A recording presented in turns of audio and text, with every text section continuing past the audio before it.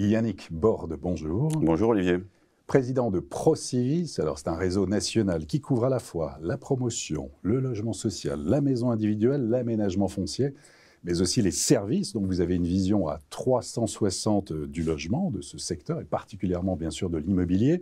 On va faire un tour d'horizon avec vous, à la fois des marchés, vous avez également une étude à nous présenter sur la rénovation énergétique notamment, et puis on évoquera bien sûr la politique du logement. Mais tout d'abord, vous qui avez justement cette vision à 360, quel regard vous portez actuellement sur les différents marchés, à la fois du neuf et de l'ancien ? On est dans un moment extrêmement compliqué qui s'est dégradé sur l'année 2022, à la fois en lien avec les crises successives qu'on a pu connaître, mais surtout, moi ça fait 30 ans que je suis dans le secteur du logement, on en a connu d'autres des crises, mais qui est extrêmement violente. C'est-à-dire que ça arrive un peu de partout et ça arrive de partout très vite. Il y a eu l'effet coût de construction, il y a l'effet très récent, enfin depuis 12 mois, taux d'intérêt, des difficultés d'accès au crédit, des changements aussi, nous, dans nos financements d'opérations immobilières, par exemple. Il y a l'éternel débat sur le foncier, et puis à côté de ça, il y a en face, pour le client, vraisemblablement aujourd'hui des niveaux de prix qui ont atteint leur maximum, un pouvoir d'achat logement qui s'est beaucoup dégradé pour nos habitants, et puis une politique nationale qui a, notamment sur le premier quinquennat du président de la République actuelle, fortement impacté l'accession sociale à la propriété, cette couche moyenne de la population qui était locataire et qui pouvait accéder à la propriété. Et dans le logement, quand la chaîne, à un moment, c'est une chaîne, hein, vous êtes locataire, vous êtes accédant, vous revendez, vous achetez autre chose. Et quand dans cette chaîne, il y a quelque chose qui se grippe ou qui est plus difficile peut-être à fluidifier, eh bien c'est toute la chaîne qui en pâtit. Et donc on a vraiment un moment très complexe. À ça vient se rajouter, de façon assez inégale sur les territoires, aussi une hésitation forte des élus, parfois à construire, et puis un comportement des habitants qui, dans l'étude qu'on évoquera tout à l'heure, dans celle de 2021 notamment, tout le monde concevait qu'il fallait du logement en France, mais si possible pas à côté de chez soi. Voilà, ouais. Donc on a toute cette alchimie de contexte, on pourrait rajouter la densification, zéro artificialisation nette, ouais. Les histoires de DPE qu'on abordera tout à l'heure, qui fait que le moment est un peu particulier. Et sur les prix, vous l'évoquez, Yannick Borde, sur les prix, est-ce qu'on peut produire du logement, entre guillemets, plus abordable ? Est-ce qu'on peut faire quelque chose, ou quels seraient les leviers ou les pistes d'amélioration ? Alors il y a des sujets autour du foncier. Parce que manifestement, suivant les territoires, il y a vraiment un sujet sur le coût du foncier qui pèse dans une opération, mais qui n'est qu'un pourcentage de l'opération. On a connu quand même une inflation quasiment de l'ordre de 25 à 30% des coûts de construction depuis maintenant 12 mois, dû à la fois à la crise, aux crises qu'on a connues, dû aussi aux nouvelles normes, la RE 2020 que tout le monde soutient. C'est quelque chose qui aujourd'hui coûte plus cher dans le coût de construction, qui fait que le coût de construction est plus élevé. Ça va être très très difficile de faire baisser la construction neuve, le coût de la construction neuve, sans remettre en cause un certain nombre de principes sur les normes, par exemple. Est-ce qu'il faut alléger ? Donc, on évoquera peut-être aussi... pause sur les normes. Ouais, il faut au moins être sur une pause. On entend parler. Oui, mais on nous en rajoute tout le temps. Donc, à un moment donné, on est tous d'accord pour dire qu'il faut aller vers ces évolutions-là. La loi climat-résilience, elle apporte beaucoup de choses. Elle a été conçue et imaginée dans un contexte macroéconomique qui était celui de 2021, début 2023. On n'est plus du tout dans le même contexte. Donc, il faut se poser la question de savoir si on a les moyens de continuer de fonctionner comme ça. Et puis surtout, si nos habitants, nos citoyens ont les capacités aujourd'hui à acheter ces logements qui sont devenus quand même dans beaucoup d'endroits très chers, sur la construction neuve, où je pense que ça sera très très difficile de faire baisser les coûts, sur le parc existant où ça augmentait beaucoup, y compris dans des villes qui n'étaient pas dans le radar des villes où ça progressait, qui ont beaucoup progressé en termes de prix de l'immobilier depuis quelques années. Et sur la construction neuve, les métiers changent aussi, évoluent, il faut s'adapter en fait. On parle beaucoup de réhabilitation, de mixer les logements, les bureaux au maximum. Ça, c'est quelque chose que vous voyez sur le terrain ? Alors, ce qu'on voit sur le terrain, c'est deux choses. La première, c'est les formes urbaines qui sont en train de changer. Il y a le débat éternel entre l'appartement et la maison individuelle. Il y a l'étalement urbain, qui est quelque chose dans lequel tout le monde est assez d'accord pour aujourd'hui le réduire, voire le limiter très fortement. Ce qui veut dire qu'il va falloir qu'on change un peu nos formes d'habitat, mais la forme urbaine, pas nécessairement à l'intérieur du logement, mais la façon dont on conçoit un ensemble de logements sur un îlot, sur une parcelle, sur un terrain. Donc ça, c'est quand même quelque chose qui est assez récent, notamment en lien avec l'éternel débat sur la maison individuelle et l'attractivité de la maison individuelle pour nos habitants. Et puis, effectivement, s'intéresser à la construction neuve, c'est bien, Mais aujourd'hui, la construction neuve, ce n'est qu'un petit pourcent tous les ans de plus du nombre de logements qui existent. Ça veut dire qu'en termes notamment d'enjeux climatiques, tous les logements qu'on aura en 2050, il y en a 80% qui sont construits aujourd'hui. Donc il faut beaucoup s'intéresser au parc existant. Ça a été une vraie inflexion sur les 5-6 dernières années de la part de l'État, et ça on doit le saluer avec le renforcement d'ANA, avec MaPrimeRénov', etc. Et on doit tous, nous, opérateurs, essayer d'équilibrer un peu nos interventions entre la nécessité de construire du logement neuf, parce qu'il en manque, il manque de logement, et puis la nécessité aussi de préserver et de garantir la qualité du patrimoine existant. Alors justement, on va rentrer dans le détail à partir d'une étude que vous avez réalisée avec Havas sur les Français le logement. Harris Interactive, absolument. Alors voilà, on va voir notamment l'aspect rénovation énergétique. Alors c'est un aspect qui est important. Dans votre étude, vous mettiez le fait en avant que c'est la maison individuelle en fait qui est toujours le rêve des Français. Et puis là, voilà, sur la partie rénovation énergétique, tout d'abord sur les critères. Commentaire, Yannick Boré. Alors d'abord, juste un petit mot sur cette étude. En fin de compte, depuis 3 ans, à la sortie du premier confinement en juin 2020, on avait entendu beaucoup de choses d'exode urbain, etc. Nous, on était très prudents là-dessus, donc on s'est dit on va documenter un peu tous ces a priori que l'on a. Et donc depuis fin 2020, on réalise cette étude avec Harris Interactive sur à peu près 10 000 personnes. Donc cette année, on l'a fléché rénovation, puisqu'on a trouvé que c'était un sujet quand même qui était... C'est le sujet du moment. C'est le sujet du moment. Oui. Donc voilà, donc avec des choses surprenantes et des choses moins surprenantes. Sur ce que les gens attendent de leur logement, il n'y a pas vraiment de surprise. Effectivement, on a bien vu avec la crise sanitaire et notamment les confinements, qu'on ne vivait pas les confinements de la même façon suivant la qualité de son logement. Donc le besoin d'espace extérieur, pas nécessairement très grand, mais le besoin quand même d'un espace extérieur. Et puis la qualité intrinsèque de son logement, c'est-à-dire le phonique, l'énergétique évidemment, on voit le phonique sur le troisième histogramme, la qualité thermique qui devient essentielle, qui s'est accrue en plus avec la crise énergétique qui renchérit le coût de l'énergie. Voilà, donc sur ces attentes-là, en tout cas, on a confirmé ce qu'on ressentait de la part des attentes de nos habitants. Voilà, les critères donc les plus essentiels dans le choix d'un prochain logement. Donc isolation thermique qui apparaît donc en premier devant la luminosité, l'isolation phonique, une bonne connexion et puis un nombre de pièces suffisant. Voilà, on va voir le slide suivant. Sur la performance énergétique des logements qui peut être améliorée. Elle est améliorable quasiment sur tous les logements aujourd'hui. On va mettre de côté les productions éventuellement de ces dernières années ou ceux depuis les normes BBC, etc. Quoique encore, il y aurait peut-être des choses à faire. Elle a pris tout son sens depuis la loi climat-résilience où elle est vraiment aujourd'hui un peu montrée du doigt. C'est-à-dire si votre appartement est mal classé, par exemple, aujourd'hui, vous avez quand même quelques contraintes, notamment quand vous êtes propriétaire bailleur. Et puis, évidemment, avec la crise énergétique de ces 12 derniers mois, depuis le mois de février-mars l'année dernière, le poids croissant de la facture dans le pouvoir d'achat de chacun d'entre nous fait que... vraisemblablement qu'il y a une prise de conscience encore plus forte sur la nécessité d'optimiser. Et il y a des ménages qui n'ont pas les moyens. Alors, il y a des ménages qui n'ont pas les moyens. Et puis pour intervenir, nous, sur pas mal de dossiers, notamment en copropriété par exemple, quand on fait un peu le bilan à l'issue des travaux avec les copropriétaires, il y a certes la facture énergétique, qui est souvent l'élément déclencheur du moment, mais il y a aussi le confort qui revient, c'est-à-dire effectivement on retrouve un vrai confort dans son logement.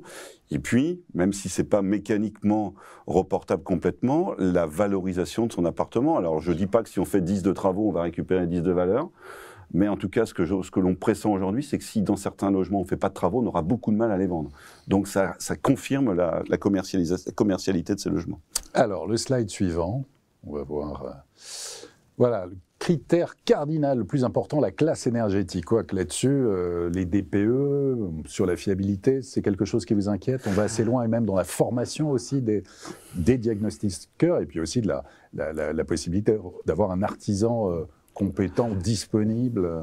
Il y a plusieurs choses. La première, c'est qu'effectivement, il y a une urgence à stabiliser les DPE. C'est-à-dire qu'il faut qu'on sache aujourd'hui, vraiment, enfin que les diagnostiqueurs, en tout cas, puissent effectuer leur mission avec beaucoup de sérénité, parce que c'est quand même un engagement assez fort. Dans un acte, c'est quand même une pièce essentielle.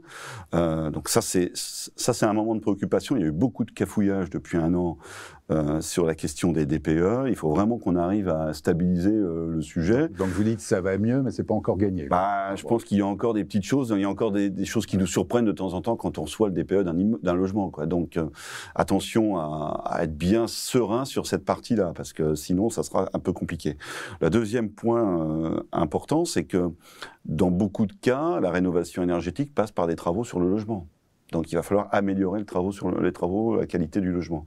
Et effectivement, l'une des grandes questions aujourd'hui, c'est la filière bâtiment. C'est-à-dire, est-ce qu'elle est capable de produire à ce rythme-là ? Si on ramène ça, en plus, au tout début de nos échanges sur la construction neuve, à un moment donné, se dire, faire tous les ans 400 000 logements neufs, qui est à peu près un chiffre tout le monde peut s'accorder, plusieurs centaines de milliers de rénovations. Je mets de côté, j'oublie le secteur économique industriel qui a besoin aussi parfois des entreprises du bâtiment. Est-ce qu'on a l'outil de production bâtiment pour produire tout ça ? Vraisemblablement pas aujourd'hui. Et dans la deuxième partie de la question, c'est est-ce qu'on a les entreprises qualifiées, notamment les qualifiées RGE, où il y a, suivant les chiffres, on tourne autour de 16-17% d'entreprises du bâtiment. Ce qui est très peu. Ce qui est très peu. Ce qui est aussi un petit peu inquiétant, c'est que ça baisse un petit peu. Donc voilà, il va falloir remobiliser un peu toute la filière pour relever ce défi qui est essentiel, très compliqué en termes de timing, mais sur lequel il faut vraiment y aller, quoi. Le slide suivant, donc toujours sur l'aspect rénovation énergétique. Alors, la moitié des Français, près de la moitié des Français indiquent ne pas connaître la classe énergétique de leur logement. Oui, ça, on a voulu tester ça pour savoir comment les gens appréhendaient cette partie-là. En fin de compte, si vous êtes dans votre logement depuis quelques années, vous êtes propriétaire, vous habitez dedans, vous n'avez pas nécessairement l'obligation et l'intérêt de faire un diagnostic. La question qui est beaucoup plus cruciale aujourd'hui sur la connaissance du DPE d'un logement, c'est pour les propriétaires bailleurs. Bien sûr. Puisque aujourd'hui, d'abord, à chaque relocation, il faut connaître l'étiquette énergétique. Et puis là, on a des échéances devant nous qui sont extrêmement rapprochées. Donc interdiction de louer déjà depuis le début de l'année pour les G+, interdiction 2025 pour les nouveaux locataires, en tout cas pour les catégories G, et puis 2028 pour les catégories F. C'est un calendrier qui est tenable selon vous ? C'est un calendrier qui n'est pas tenable vu la masse de logements qui sont concernés par plusieurs millions. Je reprends mes propos sur la filière bâtiment capable de suivre en matière de travaux. Et puis, dans un certain nombre de cas, je pense notamment en copropriété, des processus de décision qui sont un peu longs. Néanmoins, moi, je pense qu'il fallait agir de cette façon-là pour lancer la dynamique, parce qu'on a quand même une urgence à ce que ça se fasse. Après, on fera le point à quelques mois des premières échéances pour voir comment on détend ou pas Parce que le vrai risque, c'est quoi ? C'est de trouver un certain nombre de logements qui sortent du marché. Et dans la crise actuelle, ça va renforcer la crise et donc mécaniquement, on va certainement continuer à faire augmenter un certain nombre de prix de certains logements. Et puis d'autres éléments qui nous inquiètent un petit peu, sur lesquels il faut qu'on fasse tous très attention, je pense notamment aux financeurs, c'est que ça va amener sur le marché vraisemblablement des masses d'appartements à la vente, parce que vous êtes propriétaire d'un ensemble qui est F ou G, il faut remettre 30 ou 40 000 euros sur le logement, vous savez que vous allez avoir du mal à les récupérer sur l'évolution de votre loyer, et donc vous allez être tenté de le vendre. Donc il va falloir faire très attention à ne pas mettre en difficulté des acheteurs potentiels sur ce type de logement, et faire attention également à ce que ces logements retrouvent une qualité pour rester dans le marché. Oui, parce qu'il y a aussi, bien sûr, l'accompagnement, il est là, en tout cas on le voit avec MaPrimeRénov', on voit cette dynamique. Après, il y a le reste à charge, et c'est vrai que c'est pas évident là-dessus. Quand on passe d'une classe F à une classe D, par exemple, c'est 40 000, 60 000 euros en moyenne. Ce qui veut dire que tout le monde n'a pas non plus les moyens de se lancer dans des travaux de ce type. Alors comment trouver le juste équilibre entre écologie et économie ? Il y a d'abord, je pense que l'État joue son rôle. C'est-à-dire aujourd'hui, avec notamment les missions confiées à l'ANA, les budgets confiés à l'ANA, avec MaPrimeRénov', l'État joue son rôle. Après, vous allez toujours trouver différents types de populations. Il y a des populations très modestes, il y a des populations modestes, au sens de la définition de l'ANA, par exemple. La difficulté aujourd'hui qu'on a, c'est que le financement bancaire de la rénovation énergétique, il est difficile à massifier, parce que celui qui est à l'aise avec sa banque ou qui a son épargne, pas de problème. C'est tout le reste de la population. Il faudrait trouver quoi ? Un partenaire bancaire privé qui se lance, en tout cas, comme nous, on serait assez favorable à imaginer quelque chose peut-être de mutualiser entre un certain nombre d'établissements bancaires. Ça, c'est un type pas nécessaire, c'est un peu un type crédit logement, par exemple, pour la garantie du logement, qui pourrait être un espèce d'outil financeur non concurrentiel nécessairement, pas spécialement public, quelque chose d'assez hybride, qui est certainement l'une des conditions de massifier dans le délai qu'on s'est donné. Et pour la rénovation globale. Et pour la rénovation globale. Parce que l'enjeu, effectivement, vous avez raison d'insister, si c'est pour mettre des pansements sur une jambe de bois et d'obliger d'y revenir tous les 3-4 ans, ça ne marche pas. Et c'est vrai, comme vous l'avez indiqué, les passages de l'étiquette de FG à D pour être tranquille au-delà de 2035, c'est des enveloppes aujourd'hui qui sont assez conséquentes. Allez, on va voir un dernier slide de l'étude. Coût des travaux, voilà, en fait, voilà. L'argent. Coût des travaux, même si aujourd'hui, pour une partie de la population, ils sont quand même très, très subventionnés. Processus de décision en copropriété, que l'on met quand même, nous, comme étant un élément pas bloquant ni obstacle, mais complexe. Donc comment trouver un moyen en copropriété de faire accélérer, parce qu'on a là la mixité de population et la diversité des situations. Et puis on sait aussi que dans un certain nombre de cas, notamment en lien avec des périmètres protégés, en lien avec la typologie de la façade, quand vous êtes sur certains immeubles, l'isolation est quand même quelque chose de très complexe. Si c'est pour aller grignoter 3, 4, 5, 6 mètres carrés à l'intérieur de l'appartement au prix du mètre carré dans certains endroits, ça renchérit au coût. Donc la solution technique, elle n'est pas toujours facile. Il faudra peut-être passer par quelques exceptions et quelques dérogations. Mais voilà, il va falloir passer dans toute cette dynamique-là. Nous, on est vraiment très acteurs là-dessus et très moteurs. Après, on fait confiance aussi à un moment donné à l'État pour que, quand on sera devant certaines échéances, que ça parte pas trop en vrille quand même. Alors justement, voilà pour l'étude menée avec Harris Interactive. Politique du logement, vous avez signé une convention pluriannuelle justement avec le ministère du Logement, objectif du réseau, donc en matière de production de logement, d'aide aux copros, de lutte contre la précarité, quelques mots. Alors le réseau, nous, c'est un réseau à statut coopératif, c'est-à-dire que nous, on n'a pas d'actionnaires on a nos exigences de rentabilité, mais on n'a pas d'actionnaires qui prélèvent la richesse du réseau. Donc depuis 2008, de façon assez régulière, le réseau est en convention avec l'État, et donc on a renouvelé cette convention pour la période 2023-2030. On s'engage à la fois à produire en accession sociale, j'aurais tendance à dire, ça c'est notre métier de fond, mais on l'affiche clairement en lien avec l'État, et puis à injecter une partie de nos résultats dans des accompagnements justement des populations modestes et très modestes, dans les thèmes que nous venons de voir, sur la précarité énergétique, sur la sortie d'insalubrité, sur une autre thématique qui est l'adaptabilité du logement aussi, notamment au vieillissement. Voilà, c'est 500 millions d'euros que l'on prévoit d'injecter sous cette forme-là sur les 8 années de la Convention. Très bien. Et à propos de convention, qu'est-ce que vous attendez de cette Convention nationale du logement qui a démarré, qui réunit en fait l'ensemble des professionnels de l'immobilier? Qu'est-ce que vous en attendez concrètement? Alors quand il y a des projets comme ça, on en attend toujours beaucoup, on est souvent très déçus. Moi, ça fait 30 ans que je sévis dans le secteur du logement. Vous êtes optimiste quand même, non? Oui, bon. Je le suis. Donc là, on en entend beaucoup. Surtout que moi, j'ai assisté à la première réunion du CNR où il y avait toute la filière toutes les composantes de la filière logement, avec leur grande diversité, nos grandes diversités, et avec un vrai constat sur le contexte de crise, donc, et de difficulté aujourd'hui pour nos citoyens de trouver une solution. Donc, je pense qu'il faut en faire ressortir quelques grandes idées. Il ne faut pas faire un catalogue d'idées, mais quelques grandes orientations fortes qui passent pour nous par des notions de décentralisation. La politique du logement, je pense qu'elle souffre aujourd'hui d'une orientation nationale et d'une vraie rupture avec l'application territoriale. Et puis de faire en sorte aujourd'hui qu'on soit sur quelque chose qui ressemble d'abord à une politique d'aménagement du territoire et une connexion très forte avec l'économie territoriale. C'est-à-dire qu'aujourd'hui, un territoire ne peut se développer sur le plan économique, bien évidemment s'il y a des entreprises, si ces entreprises trouvent des salariés et si ces salariés trouvent du logement. Et aujourd'hui, on voit bien que c'est cette chaîne emploi-logement qui a été un peu abîmée ou peut-être pas assez nécessairement bien tricotée qu'il faut aujourd'hui recomposer. Bon, Yannick Borde, merci beaucoup. Merci Olivier. Et à très bientôt pour une prochaine édition du Club Immo.